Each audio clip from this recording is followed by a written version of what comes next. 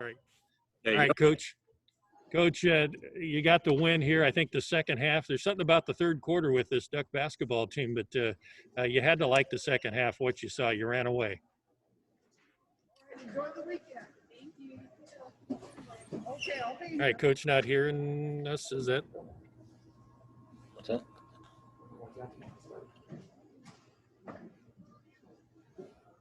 All right, Coach, you got us? I don't hear him.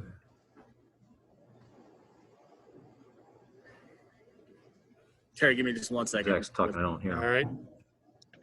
Scott, All right, as we're having some difficulties here. We good now? You got me, Coach? All right, we're having some difficulties here for some reason, Coach. I'll let you go ahead and go on, Zach. Zach, are you hearing me? I can hear you, Terry. Yeah, okay, so for some reason Coach is not hearing me here, but we'll continue to work here as the Ducks win at 82-53. And so we can talk to Coach. I'm unmuted here. I'm hearing Yeah, something. audio too. Okay, All right. We're not putting on here. All right. There you are, yeah. We're not getting Coach. You got it now, Coach? I'm here, yeah, I've been here. I was the first one here. I know. We saw you. We've been trying to join you. Well, just, congratulations on the win. The first half, you still had an 8-point lead, but there were some things certainly you wanted to clean up, and it looked like in the second half you really got it going and imposed your will, didn't you? I thought defensively this was our best game we played. I thought we played well both halves. You take away their offensive rebounds. They had 10 second chance points in the first half. But by and large, I thought we played pretty well. And Colorado's a better team. I think this is the best team JR's had. They play really hard. And it was, they pushed us. They tested us. But I thought in that second half, we answered the challenge and played much better. That's two second halves in a row where we excelled. Nyara Sabally, 20 points, 10 rebounds, and some other numbers as well, and steals, and a couple of assists, a couple of blocks. She's like we talked in the pregame, she's getting more comfortable, isn't she? Yeah, she is. Yeah, she's now played almost a little over 50 minutes in 2.5 years. And yes, playing well. I thought she was a factor at both ends of the floor. Such a great rebounder, and and her second jump, her ability to, sometimes get her own miss and go right back up is pretty impressive. Yeah, I thought it was great to see her have that kind of game. And one last Te-Hina Paopao. A few more minutes, and it's still, as we talked about, she's going to fill up the stat sheet, and she did it again tonight, and maybe showed a little more of her scoring ability. Yeah, she certainly can score. Got some boards as well. Good job. A couple of turnovers she'd probably like to have back, but I thought she had a good floor game tonight. She was going against one of the better guards in the conference in Sherrod, and I thought she did very well for herself. And I thought our offense ran very smoothly when she was on the court, which is ultimately going to be her job. We're going to surround her with enough weapons to where she doesn't have to score those kind of numbers, but when she does, that makes us doubly hard to guard. All right, Coach, I'll let the rest of the media have at you here, and they'll be nice, I'm sure. And thanks so much. Congratulations, and we'll talk to you on Sunday. Thank you. Yeah. All right. Thanks, Terry. Our first question will be Ryanthorpe and register guard. Kelly, when you start Nyara opposite Prince, obviously the defense has to pay attention to Sedona quite a bit. Just how encouraged are you by that combination and what they can do together? Well, I think you saw it. I don't think Sedona had a great game tonight by any stretch, but it becomes a little bit more difficult to match up with us when we go big. So this was set before the game. I mean, we were going to kind of rotate the starting lineup early in the season, but I like what I saw tonight. That was a pretty good start for us. And yeah, when you have those two, we might need to look at going a little bit more high-low when they're in together. Eric Scopel, 247 Sports. Coach, Sedona looks like she rolled her ankle there, came back, tried to play. Status on her, is she going to be okay going forward? Do you expect her there on Sunday? I hope so. I don't know. I know she's with our trainer now, so we'll see, Eric. We try to limit her minutes best we can early in the year until she really builds up strength in those legs. But I was told that she was fine, and so I wanted to get her just a little bit more time, so maybe she'd have a better taste in her mouth toward the end of the game. And I don't know, she didn't block somebody out, so I had to pull her out. Julian Minson, KEZI. Coach, the second home game, at least in this new season without fans. I mean, have you had any conversations with your team about kind of creating their own energy on the sidelines, or, and specifically these conference games where they're going to have to really dig deep in crunch time and stuff? Well, we have, and I think they've done a really good job of that. I like how they're really cheering for each other, and they're into the game. They all know that they're going to play, and so I think they're really engaged. I just feel bad for them because this is such a home court advantage. This is not like this in most places in the country. And, it's pretty special to play in front of 11 and 12,000 fans at the fever pitch that we get fans. Our fans are active and engaged here.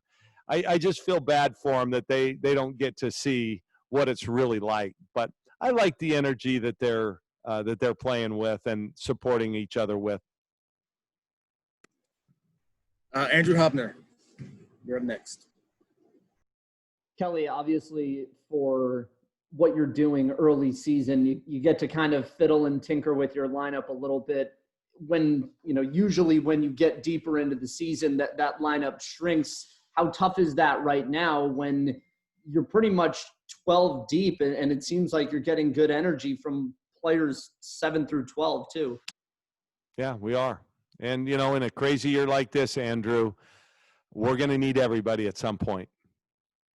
I'd like to think and believe that we can go through this whole thing with,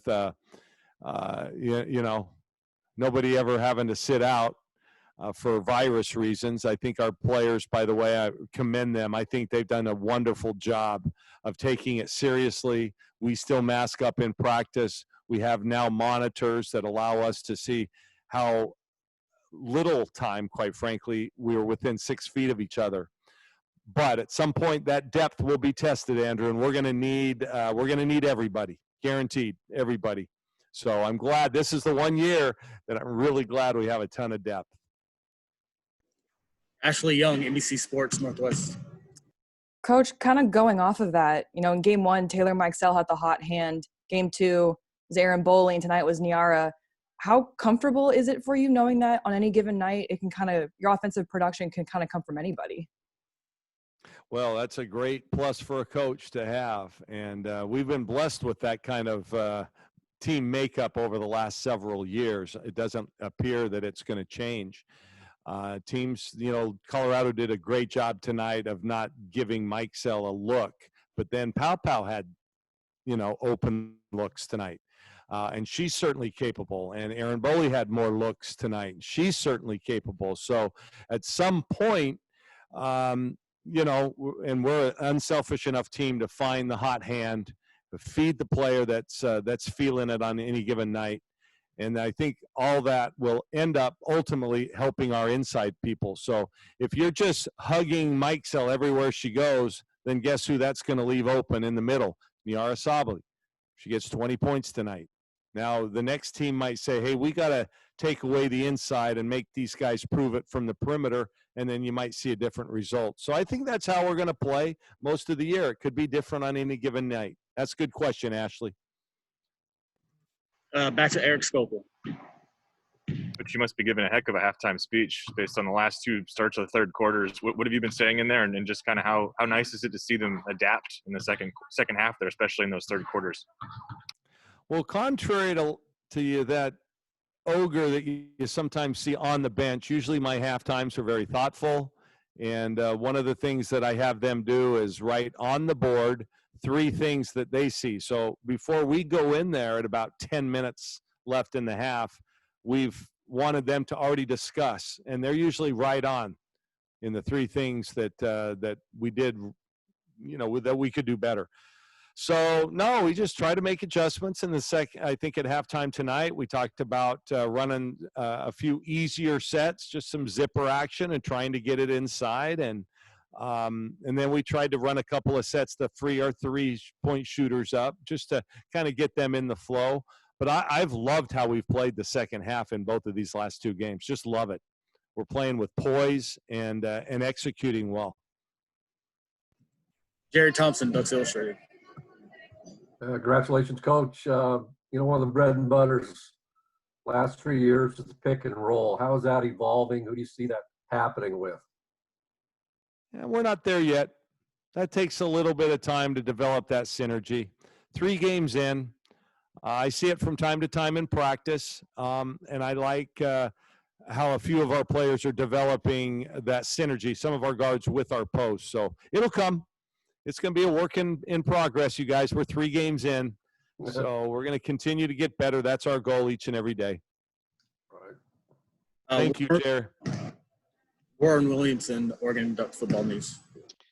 Kelly, speaking of 3 games in, you guys really have a young team, and you're still learning about those young players, what they can give you both offensively and defensively. What are some of the things that you're now learning about those younger players and what they're giving you? That a couple of them give us something special each game. In the Portland game, Angela Duglich made a couple of plays that not many people can make. A baseline drive with a beautiful bounce pass to the drift player in the corner. Not many 6'4" players can do that. She's, I thought, got better defensively tonight. She was a gas can on a fire the other night. And we focused on it. We talked about it. And she was really good tonight on defense. I'm really proud of her. Kylie Watson, I think, is showing that, she's drawn 4 fouls in the last 2 games. That's value. You're bringing value to the team when you can do that. So tonight, Hollingshed, their best player and an all-conference player, gets 3 fouls in the first half. That's what we're going to be able to do with people. We're going to test people's inside depth. And most people can't roll out 4 and 5 centers or power forwards like we can. So learning. I think Sydney Parrish has had a nice 3 games so far, just solid, makes some things happen. Hasn't shot it well yet, but she will. And I think Maddie Shear is making an impact defensively. Got some tips the other night, some steals, and tonight the same thing. And then you already documented Paopao. So they're all kind of doing something. And I think at some point that those roles are going to be even more defined. And I love the trajectory so far. I think we've improved in every game, and I hope that continues. Got time for one more. Andrew Hobner, KZI.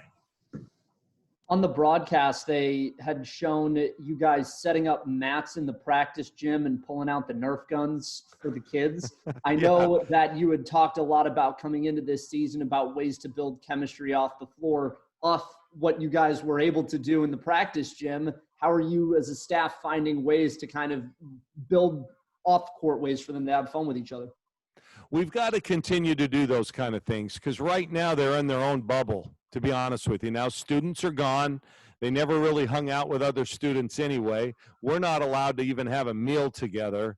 So we've got to find things that we can do in practice, okay? And that was after practice that we did that, still masked up. And I just think that's important. They've got to be kids as well, This is not the pros.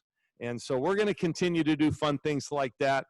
You notice the one person that wasn't shooting anybody was me because I'm too damn big of a target. Easy to hit. So, but it was fun. And like I said, we're going to continue to do things like that. You may have seen their TikTok video this week. This is a group that I think really loves each other and has fun with each other. And I think that's going to do well for us in the long run. Thank you, Andrew. Hey, thank you, everybody else, you guys. We'll see you on Sunday. Now